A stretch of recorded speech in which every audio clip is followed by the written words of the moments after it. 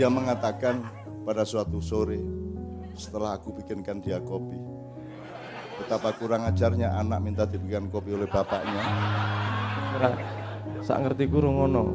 Jangan 1.000-an sing enak. Tambah gerus, tambah semakin 1.000 kok ping dijangan. Sing enak ki tisu.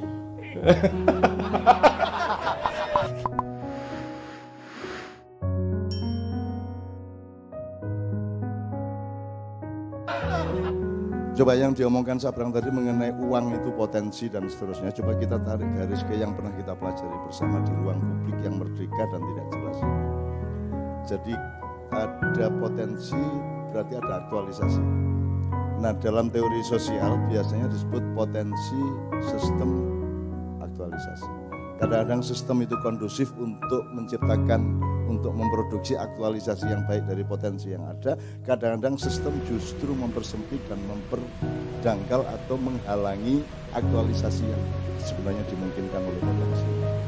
Nah, yang diomongkan Mas Toto tadi adalah sistem ini mempersempit potensinya, sehingga keluarnya harus berdasarkan aturan yang berlaku di sistem, tapi tidak merdeka sebagai manusia dengan potensi fadilah yang telah dikasih sejak awal. Nah, kata potensi loncat ke aktualisasi ini kalau di kita biasanya pakai input output. Jadi misalnya sholat itu potensi kalau pakai istilah tadi, belum aktualisasi. Jadi sholatmu itu tidak berguna untuk manusia, dia hanya berguna untukmu di depan Allah. Maka untuk berguna bagi manusia harus ada aktualisasi sholat, yaitu tanha anil fahsya wal munkar. Gitu. Kalau kamu menjadi lebih baik, Anda menjadi lebih sayang sama orang, tidak berbuat fahsya, tidak mungkar, maka baru sholatmu aktual, kan gitu. Tapi kalau sholatnya tok, dia belum berguna bagi manusia. Dia hanya berguna bagi dirimu sendiri terhadap Allah, tapi belum kepada manusia. Nah, sekarang kita cari sholat potensi, uang potensi, sarjana itu potensi, Anda menjadi kiai itu juga potensi, belum aktualisasi, gitu. Nah, sekarang ini masalahnya seluruh potensi ini sudah dianggap aktualisasi. Begitu kowe sarjana, kowe menganggap berhasil, berarti si potensi. Begitu kowe duit, merasa sudah berhasil. Padahal menurut Sabrang, uang itu potensi, setelah kamu aplikasikan baru terasa, baru bermanfaat, baru ada aktualisasi. Jadi kiai, jadi sarjana, jadi gus, jadi raden, jadi segala macam itu semua potensi sebenarnya. Tapi sudah kita perlakukan sebagai aktualisasi. Saya tidak mengatakan itu salah, tapi begitulah yang berlaku di kita sekarang ini. Makanya Ma'iyah dianggap aktualisasi, padahal Ma'iyah itu potensi. Sakarepmu aktualisasi ini piye? Karena tidak ada tujuan Ma'iyah untuk goal kekuasaan politik. Tidak ada goal menguasai negara, tidak ada goal untuk menjadi kelompok yang punya dana banyak, tidak ada goal keduniaan sama sekali. Tidak ada tujuan aktualisasi yang seperti itu. Maka kalau ada orang menganggap Ma'iyah merupakan ancaman, dia pikir Ma'iyah itu seperti dia, kan gitu kan? Dia pikir Ma'iyah itu sudah sebuah gerakan dengan aktualisasi diri, dengan model besar, sampai bisa memberikan 100 juta kepada setiap kumpul, dan seterusnya. Dia pikir seperti itu. Mudah-mudahan suatu hari dia akan tahu dan terharu melihat kita. 100 juta ya toh. Kiai Kanjeng ini ndelok panitia-panitia omahe apik banget, aku ya nolongso kadang-kadang walah. Seprono sprene iki 30 tahun ngamen rono rene tanjidoran jaran kepangan kowe tuku grendel lawang we sing murah banget kae to ya. Sementara tuan rumahmu di Gresik, di Lamongan, sugih-sugih. Sumumahe Nabi Sulaiman karo Nabi Daud campur dadi siji. Karo Nabi Yunus, wah apik-apik kaya ngono gek piye lho nyambut gaene. Kita menghasilkan ketakjuban kepada manusia, rasa syukur kepada Allah. Meskipun ya diam-diam ono nolongsone sithik, walah kok aku kok ra iso kok ke bojoku kaya ngono kuwi. Nah, tapi khusus soal ini Brang. Jadi saya ini teman-teman sekalian sudah berkali-kali menyatakan wis to kowe iki rasa nguruk-nguruk ke aku, rasa ngiyek-ngiyek ke aku gitu itu sapa-sapa. Kuwi cetha welo-welo wis ping pira lho aku ngomong. Kowe sing dikhawatirke wae. Jadi kalau Anda sekarang punya mursyid namanya Mbah Maimun, teruskan. Dia yang lebih mampu dari saya. Kalau sampean punya mursyid jenenge Gus Mus, jenenge Gus Dur, jenenge Kiai Said Agil, semua teruskan. Kenek matamu teruskan, aku ora arep ngrebut kowe saka sapa-sapa. Aku dudu sapa-sapa. Aku ora duwe nasab ilmu, aku ora duwe nasab gede bareng ora duwe aku. Upama duwe tak jelekke, aja kuwatir. Ora arep ngrebut apa-apa aku ning donya belas. Bojo kowe upamane dipeksa dikotak-kek. Upamane lho. Bahwa ono peristiwa tarungsik itu manusiawi kan gitu ya. Ya. Tapi nek atine ridho kepada Allah, apa saja yang ditentukan oleh Allah kita ridho gitu loh. Jadi teman-teman sekalian, tolong Anda jangan merasa diganggu oleh saya, oleh Maya. Karena kami tidak ingin menganggap Anda ini bagian dari kami. Kalian manusia merdeka dengan kedaulatan Anda masing-masing karena Anda berhadapan langsung dengan Allah tanpa saya loh nanti. Jadi saya nggak bisa nolongin apa-apa. Jadi nikmatilah kemerdekaan Anda ini. Saya tidak akan ngambil apa-apa dari apapun. Maka saya menulis buku sejak 40 tahun yang lalu, judulnya Indonesia Bagian dari Desa Saya. Supaya saya tidak minta bagian ke Indonesia, tapi saya selalu memberi bagian kepada Indonesia. Aku orang intelektual, neng aku ya mengerjakan pekerjaan intelektual, belum sinau bareng karo masyarakat. Aku duduk kiai, neng aku ya gelem ngrumat Nahdiyin Muhammadiyin nganti gawe Nahdlatul Muhammadiyin sak piturute untuk merumat, untuk melu nguri-uri umat semuanya. Karena bagi saya kuncinya adalah Islam.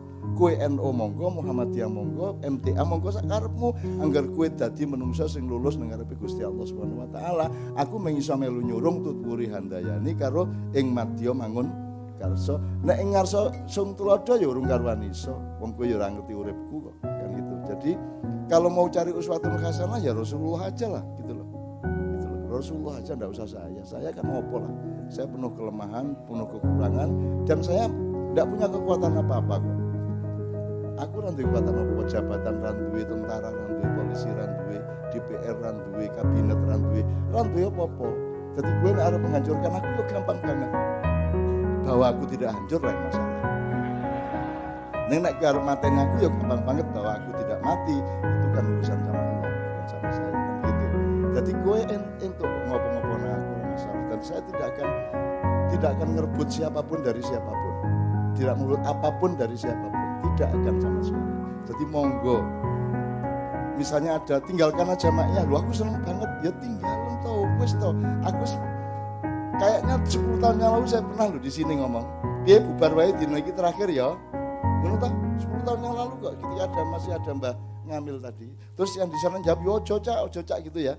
Sekarang iki aku ya ora apa-apa Mas, tak mulih aku. Ora masalah. Dunya iki apa to ming sedelet outbound. Arung jeram ya ta ming ngono kuwi apa flying fox gandul ming ngono kuwi tok apa ta urip.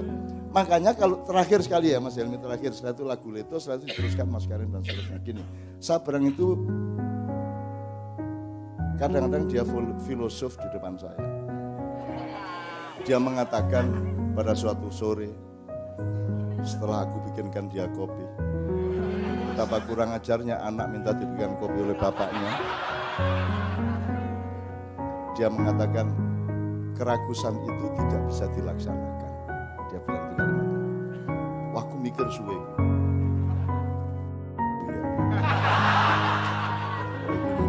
Anakku siji wah nek ngomong Masya Allah. Oh, ternyata maksudnya gini. Uang itu potensi. Dia belum bisa menjadi kenikmatan kalau belum kamu aplikasikan gitu tau. Kok tukoke mobil, kok tukoke panganan, kok tukoke omah, ngono tau. Kamu bayari sapa ben milih kowe sak piturute gitu ya. Itu aplikasinya, ya tau. Tetapi kalau Anda punya uang 10 triliun umpamanya, wis gak usah 1 miliar wae. 1 miliar wae. Kowe wis ora iso to melaksanakan kuwi. Arep tuku panganan opo sing regane larang banget angel. Wong saiki iki soto ya paling piro to Yogya iki. 14.000 ya wis wareg to Bu. Tambah kerupuk ya paling kalah.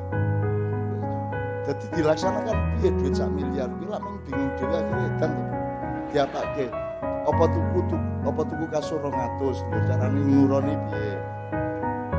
Jadi enggak bisa dilaksanakan. Ternyata kekayaan yang mereka pikir kekayaan itu bukan harta benda, karena uang bukan harta benda, uang itu potensi untuk supaya punya aplikasi memiliki dan menguasai.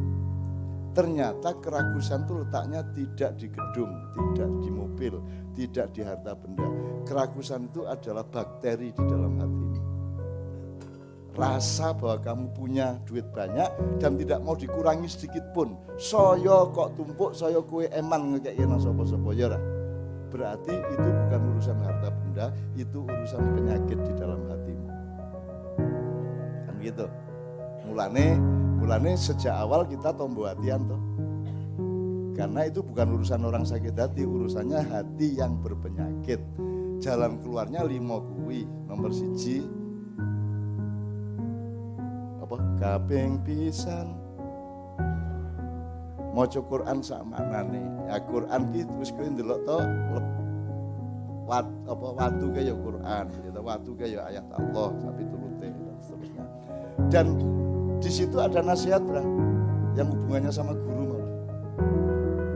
Anda tahu saya menulis puisi tahun 74, Tuhan aku berguru kepadamu. Kan gitu, tahun 74. Dan jadi menjadi satu di 99 ketuhanku itu.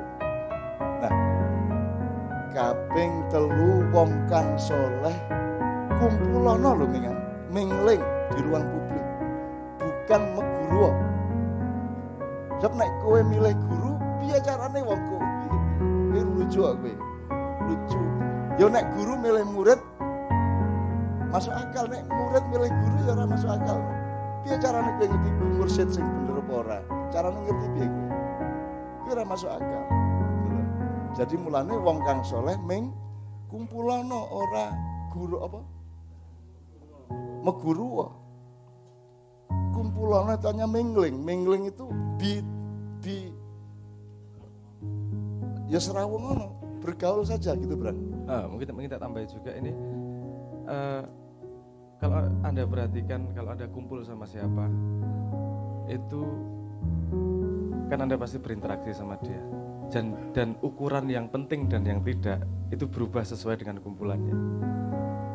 Semua manusia pasti punya naluri untuk pengen jadi lebih baik. Nah cuman lebih baik itu kan ukurannya beda-beda. Lebih baik kan ono sing luwih sugih, ono sing luwih soleh, ono sing luwih manfaat dan seterusnya. Dan itu tidak bisa lepas dari pandangan sekitar karena itu urusan sosial. Jadi kalau misalnya kita tiba-tiba masuk ke sebuah lingkungan di mana melihat bahwa akeh itu sesuatu yang paling dihargai, dia akan pilih akeh daripada duit. Kalau dia masuk pada lingkungan yang nomor 1 urusannya duit, mau tidak mau dia juga terbawa arus tersebut. Nah makanya kalau ngumpuli wong soleh, kita akan mengikuti sistemnya wong soleh tanpa harus belajar ilmu apapun, tapi kita akan mengikuti ini yang dihargai, ini yang tidak. Sedangkan seorang anak pun belajar sama orang tuanya mana yang ditakuti, mana yang dihargai, mana yang boleh, mana yang tidak. Kalau kumpul karena wong soleh itu otomatis. Jadi kadang-kadang kita diselip itu karena kumpulan nih. Tidak harus selalu urusan ilmu itu. Kadang-kadang kumpulan nih, karena setiap kumpulan punya belief system sendiri, punya cara berpikir sendiri. Dan semakin banyak orang mempercayai belief system tersebut, dia akan semakin kuat ilusinya. Yang paling kuat saiki yo duit, karena semua orang percaya bahwa duit itu yang paling penting. Itu menjadi kepercayaan semua orang, tanpa menyadari bahwa misalnya ngomong rodok jeru sithik, duit itu tadi potensi. Di sudut pandang yang lain, duit ki mung kertas yang diprint. Engko nek kowe wayah ngelih ra duwe panganan, ora ana sapa-sapa, ana sego karo duit, mesti milih sego lho. Mangan duit ra enak ketok mbok tok jangan nggo cara apa wae kene ra sak ngertiku ro ngono. Jangan 1.000-an sing enak. Tambah gerus, tambah semakin 1.000 kok ping dijangan Sing enak ki tisu. Tuh paham ora kuwi tapi. Garang dong kentang. Ada cerita kayak orang gue udah paham kemana. Nanti Simbah yang cerita internal joke itu. Ya gimana ya, pokoknya ada salah satu sesepuh yang sangat kita hormati di sini yang ya punya sudut pandang tersendiri terhadap makanan, punya cara sendiri. Jadi nek prasmanan kan sosok ono apa jenenge? Tisu nih. Lali ra dijiko wis kayak sego. Terus bar kuwi dikeki sop. Bar kuwi ya wis dipangan wae. Dhewe sing delok iki oh iki ilusi jenis apa iki. Ya.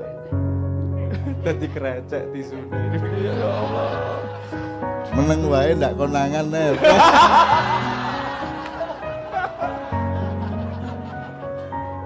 Indah itu. Sing nonton ya indah, dadi ceritake ya indah. Sing dicerita. Saya hanya ingin mengatakan itu tadi, apa mekanisme di mana kumpul wong soleh itu, bahwa ketika kita masuk pada sebuah sistem kita pasti mengikuti budaya, cara pikir, bertahan-bertahannya kita akan berjalan. Saya dibangun pada Pak Yahya kan sering ngomong gitu. Kandang wedhus ora dadi wedhus. Kandang sapi ora dadi sapi. Bagaimana kalimat itu datang dari mana? Dari konsep bahwa kalau kita punya kedaulatan sendiri, kita paham yang kita lakukan ukurannya adalah sebuah peran dalam sebuah lingkungan dan diri kita sendiri tidak terpengaruh. Karena manusia yang berdaulat itu lingkungannya Tuhan, bukan manusia atau cara pandang apa yang berbeda. Dia melihat semuanya adalah lingkungannya dan Rahman Rahim itu tadi yang paling bekerja. Daulat itu tadi yang dibangun Pak ya. Paling itu ya tambahan dari saya. Oke.